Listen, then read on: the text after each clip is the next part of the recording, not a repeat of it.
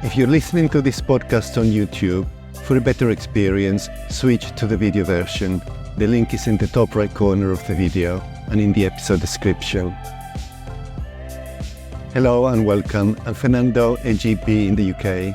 Today, we were supposed to look at the NICE updates relevant to primary care published in June 2024. However, this month we have had no new guidance relevant to primary care because they were all connected to secondary care such as surgical techniques, chemotherapy agents, and acute myeloid leukemia amongst others. So instead, we're going to look forward and review the guidelines that are under consultation, which will lead to new or updated guidance in the coming months. Because they are in draft form, we're only going to give them a quick overview. There are only 4 areas, so today will be a brief episode. So let's jump into it. The first consultation is on house dust mite sublingual immunotherapy for treating allergic rhinitis and allergic asthma caused by house dust mites. This is referred to by NICE as 12-SQ-HDM-SLIT, which is a tablet also known as Carisax, which has been already authorized by European regulatory authorities. Let's have a look at some key points. It is recommended for house dust mite-induced allergic asthma that is not well controlled by inhaled steroids, and mild to severe house dust mite allergic rhinitis, but it is only approved for adults aged 18 to 65 years of age. From a patient's perspective, these conditions can be debilitating, and they have an impact on daily life. Although there are other treatments available, their management can be challenging when triggers are unexpected or outside people's control. House dust mite sublingual immunotherapy involves the administration of allergens, in this case house dust mites, under the tongue to desensitize the immune system to these allergens, reducing symptoms over time. It is done using a sublingual tablet that dissolves under the tongue. The goal is to gradually train the immune system to tolerate the allergen through desensitization or tolerance induction. The treatment typically lasts several months to a few years depending on the patient's response and the specific protocol being used. Over time, patients usually experience a reduction in symptoms and long-lasting relief even after the treatment has ended. It is generally considered safe, with the most common side effects being oral itching or discomfort. Serious allergic reactions are rare but can occur, so initial close medical monitoring is recommended. The effectiveness can vary depending on the person, and it is an alternative to subcutaneous immunotherapy.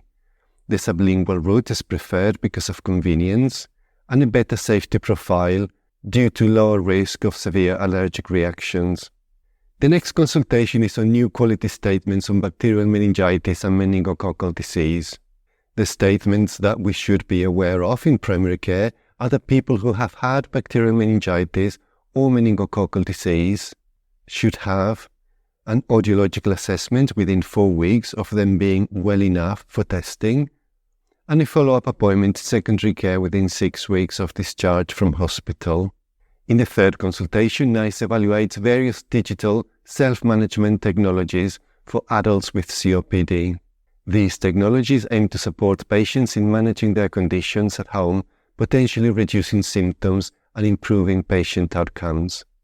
Some of the key technologies being assessed include digital platforms that offer pulmonary rehabilitation, remote monitoring, weekly check-ins from healthcare professionals, educational modules on exercises and medication, and mindfulness exercises.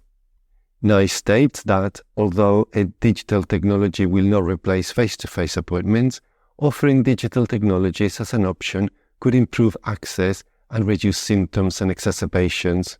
Furthermore, there have been no safety concerns for this type of supported self-management. And the final consultation is a very important one for us because it is an update on asthma. The draft guideline on the diagnosis, monitoring and management of chronic asthma has been produced collaboratively by the British Thoracic Society, NICE, and the Scottish Intercollegiate Guidelines Network, or SIGN. It will update the previous 2017 NICE guideline and the 2019 BTS SIGN guideline. It will not cover the management of acute asthma.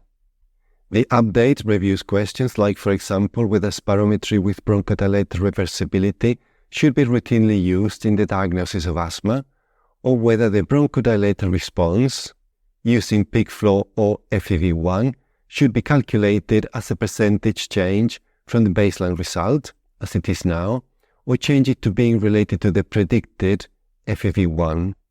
The draft document is large, so I will not be able to summarize it here.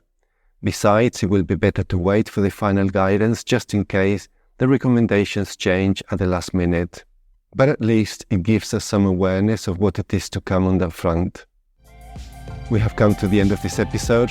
Remember that this is not medical advice and it's only my summary and my interpretation of the guidelines. You must always use your clinical judgment. Thank you for listening and goodbye.